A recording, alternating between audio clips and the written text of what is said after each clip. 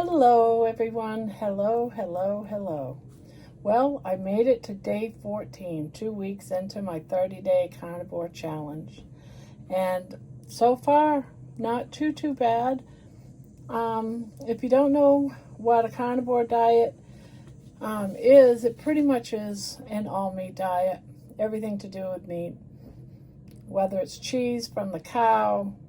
I don't do milk, but all things related to an animal, as basic as it can be, is the carnivore diet. Some people have no problem with milk, so they can have milk. I do have butter. I have all meat, bacon, eggs from a chicken, of course. Any bird, really, as long as it's an egg. You can have goose eggs if you want goose eggs, ostrich eggs if you want ostrich. Anything, any egg that comes from an animal. Animal fats. Let's see, just basic meat. I like to keep it simple. I'm a beginner. I don't want to get into, all the things that you can make, the big, huge cooking. I try to keep it as simple as I can right now. Maybe, if I find this a satisfactory diet, which I have no problem because I've done it before for a couple of months, so I know I'll last more than 30 days. But we'll see. We're still calling it the 30-day challenge. You'll explore other things, but for now, I'm just keeping it beef, butter, bacon, eggs, and I do eat some chicken. And I do eat some sausage if there's, no sugar in it. That's one of the things right now as far as meats goes. If I look at a packaged meat and it's got sugar in it, guess what? It's not coming into my house. So there's that. They call this diet, some people call it the BBBE or the BEBB, the BBBBE, but that just stands for beef, butter, bacon, and eggs diet. I'm on week 2, and so far I haven't gotten anything like the flu. I've been expecting the carnivore flu or the keto flu. I'm not doing keto. When I was doing keto, I did get the keto flu, but I haven't gotten any symptoms of being sick or anything. No headaches, no anything. So I'm assuming I'm not really dealing with withdrawals, but I never really was big on sugar anyway. So I'm thinking maybe because of that, where I didn't eat candy and I didn't have all the cookies and stuff, cakes and high sugar stuff, I probably won't have, all of those withdrawal symptoms. I did, however, love my bread. That's how I got this big, was from bread and chips. And carbs those things do turn into a sugar. It's just that I don't put sugar in my coffee. I never have. So I never got that direct sugar. And I was never into fruits because most fruits I'm allergic to. I can't have anything citrusy anyway because I have bowel issues if I eat fruit. The only fruit that I can really eat is bananas. And bananas is high in sugar, and I've always been, I don't want too much sugar because my mom had Alzheimer's and she died of Alzheimer's dementia. So I've always been, cut back on my sugar. But even when I was 20, I didn't put sugar in my coffee or creamers of any kind. I never really was into all kinds of candy. I never used candy as a go-to snack. So, I'm thinking that's why I'm not having the withdrawals. Who knows? Perhaps it's going to come knocking on my door next week or tomorrow now that I'm, bragging about, I'm not having, withdrawals from sugar. But so far, it's been good. I have started now to have issues with the diarrhea.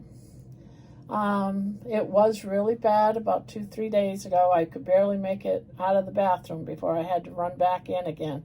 And it got really bad. I didn't poo my pants, but I thought I was gonna, so there's that. That's calmed down though now. Now I'm back to, yesterday I started to get back to my normal routine not a lot. I mean, when I was a bread eater and on, the standard American diet, I used to go a couple of days and it was pretty big. They're not big. They're not big. But I once heard somewhere that when you're on one of these diets, when you're on a carnivore diet, you don't have a lot of waste because your body uses all that protein and et cetera, et cetera. If you do an abundance of fat, like a melted butter type fat, you might get the diarrhea. And I think maybe that's what's going on, or my body's just starting to get used to everything. I don't know, but that's the only negative that I've had in these 2 weeks, and that was just for one day, and that was a couple of days. The second day, the next day after, it was still, but it wasn't as bad. It wasn't like I didn't know if I was going to make it to the bathroom or not. I mean, it was so bad that first day, I was afraid if I was to break wind, I'm sorry, people, I'm making this is factual based stuff. This is an old grandma saying how it is. So if I'm grossing you out, I'm sorry, but you guys need to know what our bodies go through being on a carnivore diet, and I'm gonna lay it all out there, in plain English. I'm laying it out there. So maybe I should say not breaking wind, but fart. I was afraid that one day that if I was to fart, break wind, as I would nicely say it, that I would poo my pants. That's how bad that first day was. But the second day it wasn't like that. And I don't get gas being on this diet. So I shouldn't say I was afraid if I had to, I would do it in my pants, but you don't get gassy. I haven't got gassy. I mean, I'll be honest with you. My farties, my little fart puffs are smelly. I don't have them. I could clear out a room. I'm not clearing out any rooms because I don't have any gas. So there's a plus, right? People are pleasantly surprised to be around me now. So there's that. The other thing I've noticed is this past couple of days, I have slept so good. I mean, I still stay up late, but that's because, for 30, 40 years now, I've always worked night shift. Now that I'm retired, I still keep that night shift, and I go to bed about 5, anywhere between 3 and 5 in the morning. So I'm still doing that. That hasn't changed since I retired. So, but I am sleeping through the night, through the day, I guess you'd want to say it. But what I mean is I'm sleeping for 7, 8 hours straight. And I'm telling you what, that is not me. That is not me. Usually it's 2 hours. I get up and I have to use the restroom every 2 hours. It seems like I got to use the restroom. So my sleep is always broken up. Since I've been on this diet, that's not happening. I should say the first few days, yeah, it was happening.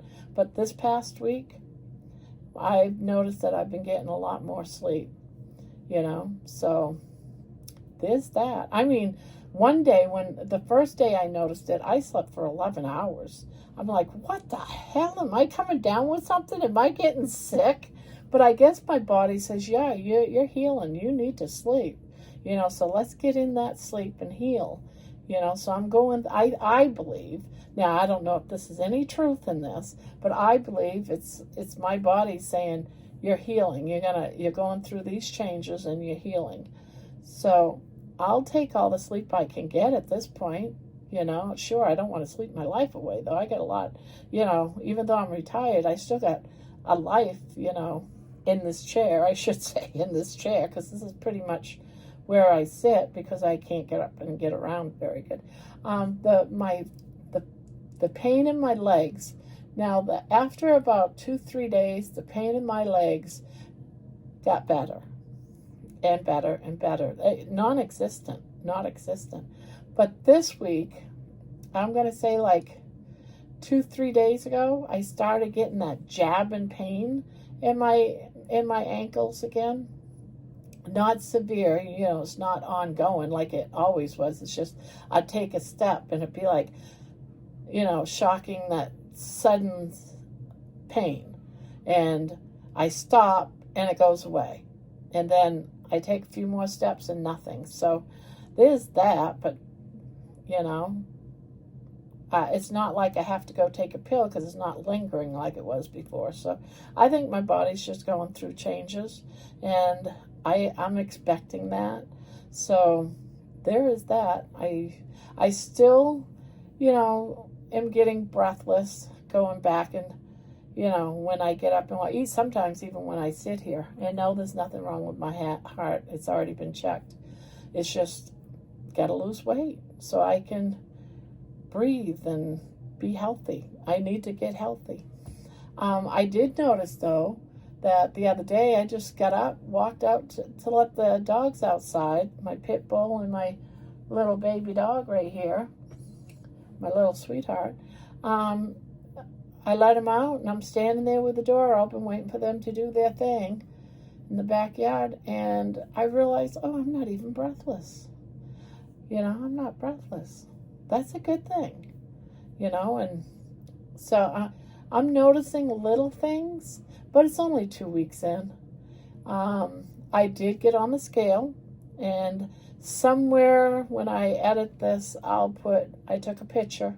But so far in 2 weeks, today being day 14, I have lost, I have lost 17 pounds. 17 pounds in 2 weeks. Now, most of that is fluid, water weight, losing water weight, because when you're like this and you're not feeling well, you do retain fluid, you have inflammation, and I'm sure my body was shedding some of that fluid from inflation. So there's that. Now, when I did check my weight, one of the things that I did was when I stepped on the scale, and it said 319.6 or 0.8, something like that. My rings were tight. Right now they're very loose. My rings are very, very loose. So my body is still shifting back and forth, retaining a little bit, but I think that's normal anyway for anybody. So what else have I noticed? I sometimes can't remember words, like I get tripped up. You know, it's like I want to say one thing, I might say another. The last couple of days, I noticed that's happening more. So I'm like, I wonder why that's happening more. I'm not doing sugar. It's not like I got the diabetes dementia coming in. At least I hope not. So I'm thinking, well, maybe my body is shifting from my brain burning sugar to now burning fat. You know, so maybe there's going to be that, that process going on. I absolutely hope that's what it is, and I'm not getting senile. And most people would think I was senile at this age, and some of the things that I say and do, they might consider me going senile. But this is serious. So I'm thinking in my head, if I'm trying to figure out why or what's happening, that is my body adapting to burning fat for energy. That's what I'm assuming. And I'm going to believe that because it sounds good. You know, I haven't had any sugar, but I'm sure my liver and body's carrying some sugar still. So I think that's what's happening with my thoughts, with my speech. So there's that. Meal-wise, I'm keeping it very basic. Like I said, probably not as much beef. It's been more like chicken. I eat a lot of chicken. Probably for 50% of my dinner meals, it's been chicken. One meal a day, it's always bacon and eggs of some form, whether it's scrambled eggs, whether it's hard-boiled eggs. It's always eggs. One meal a day is always eggs, with an average of about 4. I'll show some of those pictures of eggs or my meals and through here. I'll just do a correlation, just some of the different ones that I've been eating. I'm not going to show them all. but I'll show some. And of course, it's always been bacon. I did try some, I was worried about like cooking fats, because when the first week that I started, I was still using things like olive oil and butter to cook. Butter you can't cook or fry with everything, when I had to grease like a cookie sheet, for example, to cook some of my chicken, bake it. I like to oil my pan. I did use some olive oil. But this week when I went shopping, I got some, like what did they call that? I forget what it's called now, but it's like you can buy bacon grease that's been filtered. So I went ahead and got some bacon grease. I couldn't find no tallow, beef tallow at the grocery store. So I'm still like exploring this, because this is real for me now. This is a life-changing event for me. This is how it's going to be. And I'm being really serious. I'm 65, I want my last years, to be good last years. I don't want to be stuck in this room with all my glorious yarns, even though I love yarn. I just want to keep it real. I want to be able to get out and move. I want to get more mobile. I want to be healthier. So there's a lot of reasons for me doing this. I mean, I could give you a list as long as the day. I mean, I could just keep, my husband, I want to outlive him for a lot of different reasons. I want to be able to watch my grandchildren. I want to see my great grandchildren, not that I'm pushing it. But yeah, I want to live some extra years, and I want them to be healthy. When I was younger, I kept saying, I don't want to die fat. I just don't want to die fat. I'm going to die fat, but I don't want it to be morbidly obese. I can be obese. I can live with that. I just don't want to be morbidly obese. I want to get rid of a lot of this. And when I sit in a chair, I don't sit in a chair like this, like squared out like most people. I sit in a chair and it looks like I'm slouching, almost like I'm laying down, because this is all fat. This is like another person sitting in my lap. My baby, my little chihuahua there loves this. She's got a nice mattress to lay on when she's sitting with me. So I want to get rid of this, I have a very huge apron. I'll show a picture here somewhere, which is really big. And when I sit down, that apron sits right on my lap. It's a little saggy when I'm standing, but when I'm sitting, it's all in my lap, and it's horrible. So I want to get rid of this big mass right here. I guess that's about all really that I can say as far as the updating you on the last few weeks. I'm eager to keep this going. So there's that. I'm still, exploring different things. People give me little hints that, tell me how to do this and how to do that.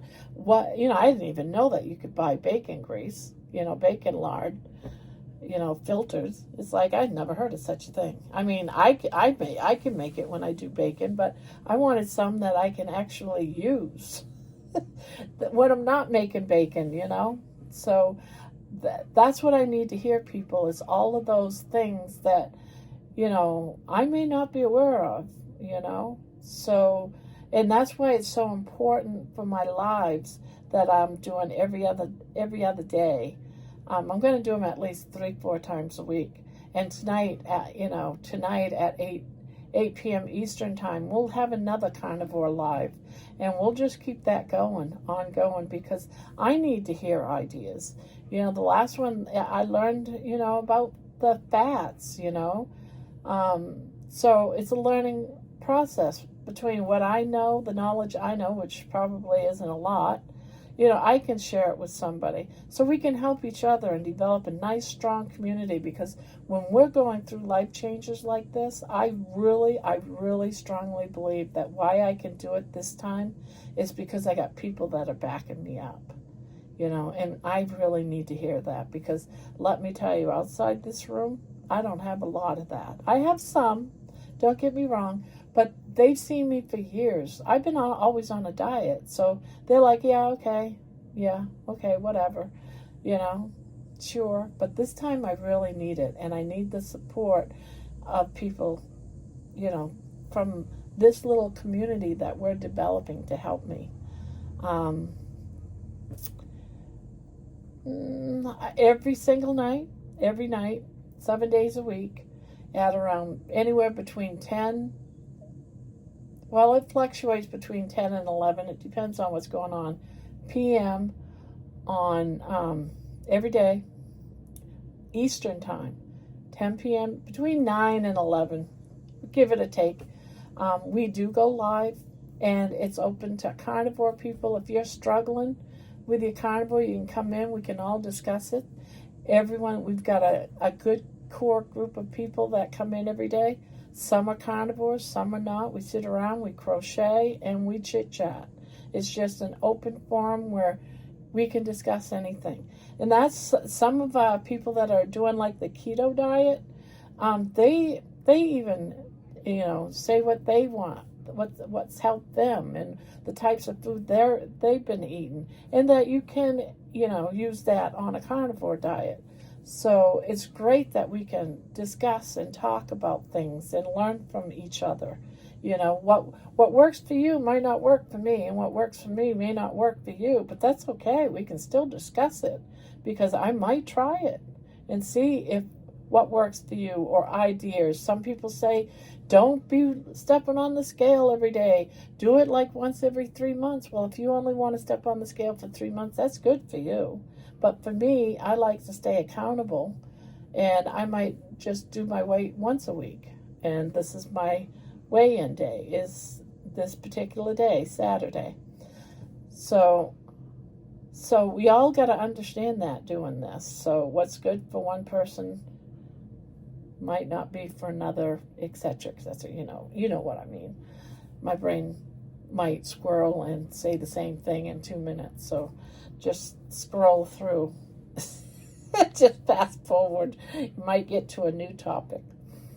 But really, you know, really about this diet, the carnivore diet, just keep it simple. Don't go nuts over it. Don't weigh. You don't have to weigh. You don't have to worry about, oh, I'm only going to eat 3 ounces of chicken. No. Eat chicken. Eat it. Really eat it. At least at the beginning, till you're adapted to this way of eating or way of living. That's how I'm looking at it. You know, when I sit down to eat something, I'm going to eat until I'm full. And if I'm craving, I got slices of bacon in there that, you know, I cooked up from the package I might have had in the morning, and I'll take one of those bacon strips and I'll eat it. And that'll take care of my craving for a bag of chips. I did buy some, what do you call those, pork rinds? I'm going to start, you know, with having a couple of those maybe. You know, I did buy a bag. I got them somewhere around here. I think they're up on the shelf up there.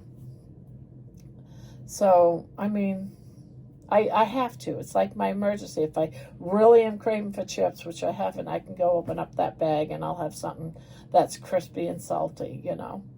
So, I'm squirreling again. I'm just rambling. So, I'm going to say I'm going to see you later.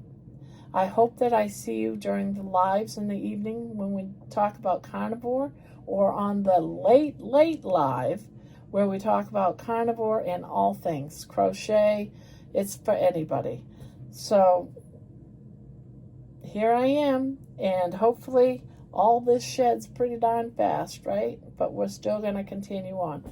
All right, good night, folks, and I'll see you around soon. I'm going to do another update in another week, and we'll see what's going on. So take care, be kind, love on your pet, love on these little guys, because they certainly do love us, and they put up with a lot of stuff for us. So love on your pet, adopt, or even rescue a pet, even if it's a goldfish. If you can't have a dog, go out and rescue a goldfish, rescue an ant palm.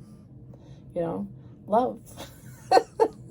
Bye-bye. I'm acting crazy. See you around. Night-night.